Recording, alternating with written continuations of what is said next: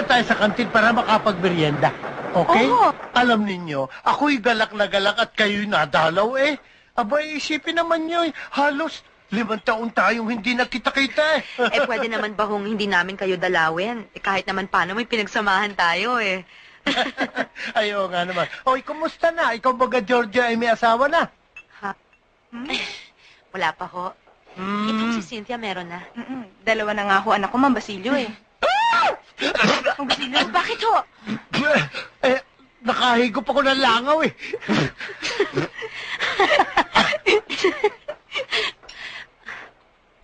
Mang Basilio, si Delphine ho, kumusta na? Mabuti naman. Hindi na ho ba kayo nagkakasama? Ay, matagal nang hindi. Simula nung mag-asawa siya. Ho? May asawa na ho si Delphine? Oo, 2 na nga rin ang anak niya eh. Ganun ho ba?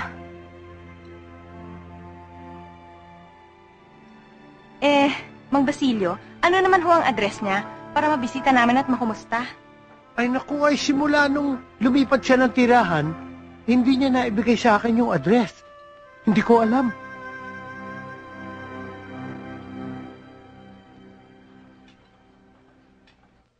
Pero nagulat talaga ako nung sinabi nilang kinasal na si Delphine. Most likely, they only had a simple wedding, kaya hindi na nag-invite. What do you expect? I'm sure he got married to someone na ka-level din niya. Or probably, they're just living in. Nakakainis, ha? Ba't parang galit ka ata? Pagbigyan niyo na siya. Talagang ganyan eh. First love never dies eh. Excuse me, hindi ko siya first love, okay? O sige, hindi mo siya first love. Pero true love mo naman. Pero may suggestion ako Ba't hindi na lang natin hanapin si Delphine? Kasi parang there's something fishy eh. Imagine mo, best friend niya si Basilio, tapos hindi niya alam kung asan siya. Ni hindi man lang niya alam kung saan nakatira si Delphine. Parang hindi tama. Alam nyo, basta ha, kahit ano pang sabihin sa inyo ni Mang Basilio at naniniwala kayo, ako hindi. Kasi I have this feeling na hindi totoong nag-asawa si Delphine eh.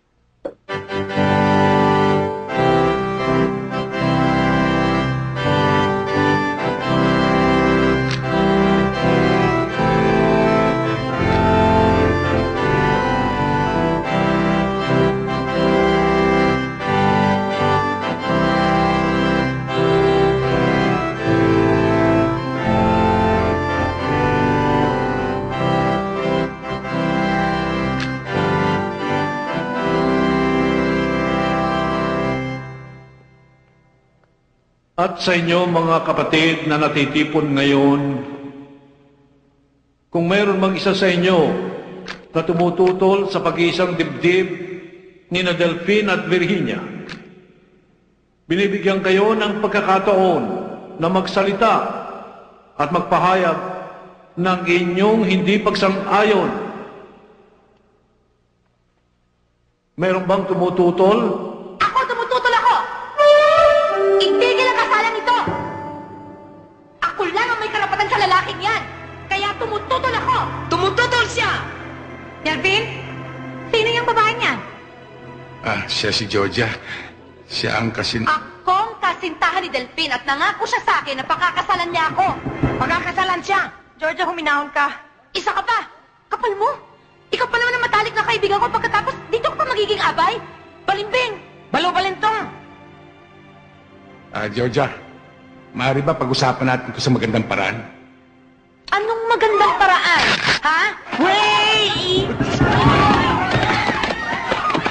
Georgia, hindi ko naman siya gustong pakasalan eh. Pinilit niya lang ako eh. Anong pinilit? Hindi ba? Sandali lang, Georgia. Pinilit niya lang ako. Ang totoo niyan, talagang ikaw lang mahal ko eh. Ganun, ako mahal mo. Hoy, huwag mo na ako pinubola, ha? Ako mahal mo, pero ibang babae pinakakasalan mo. Anak, maghulas dili ka. Huminahon ka sana. Excuse me lang ho, Father. Kung pwede lang ho sana, umurong lang ho kayo ng konti. Kung ayaw nyo maghalo, balat sa tinalupad. Awatin niyo. Tulisan yan eh. Anak, dadaan ka muna sa ibabaw ng aking bangkay bago maghanap ang gusto mong mangyari. Ganun!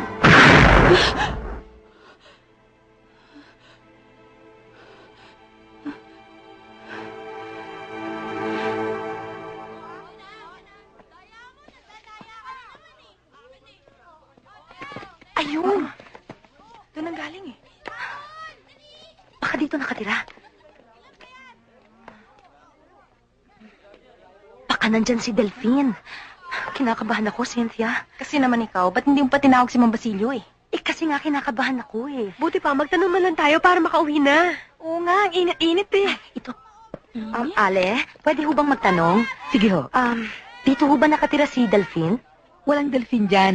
Ang nakatira dyan, si Basilio at ang kapatid niya si Charing. Salamat ho. Salamat Sige po. ho. Paano yan?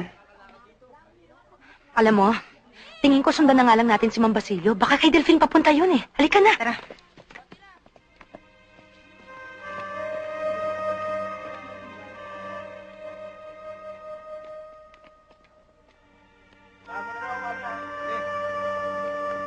Mang Basilio, kamusta na ho kayo? Mabuti naman. Saan ho ba ang punta nyo? Ano ka ba? Bakit? Sige, sige. Umalis na nga tayo dito. Ito nga po. Nyor, ano binibili mo?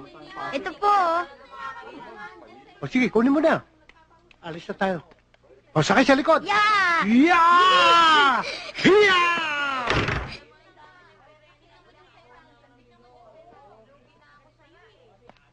May pasalubong ako sa inyo. Walang lamangan. Hati kayong dalawa, ha? Opo.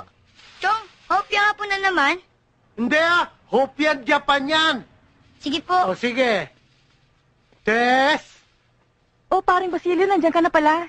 Yan siguro yung asawa ni Delphine. Ako na sana nagdadaan sa inyo eh. Baka ako nakalimutan nyo na ngayon na ang alis ko. Pwede ba naman yun? Ako nga ito nag-aalala kanina. Baka ako hindi na kita abutan dito eh. Maganda naman pala. Pakibigay na nga ito kay Delphine. At pakisabi tuloy na sa isang araw na linggo ako dadalaw. Hayaan mo pare, huwag kang mag-alala. Sasabihin ko sa kanya. Yun yata yung mga anak ko. Hanga ako Cute eh. sa'yo, Mare. Wala kang palya sa pagpunta. Kailangan pare, bibihira kasi siyang nauuwi eh. Halika na, Georgia. Alis Hindi, na tayo. teka. Gusto ko siyang makilala eh. Oh, sige. Mang Basilio! Dito na lang tayo. Georgia, Cynthia. Bakit? Ano ginagawa niyo dito? Mang Basilio, pasensya na ho kayo kasi gusto ko lang hong makasiguro eh. Totoo palang sinabi niyo sa akin. Hindi niyo ho ba ako ipakikilala sa asawa ni Delphine? Asawa ni... Hello, ako si Georgia. Ako naman si Cynthia. Yung mga bata.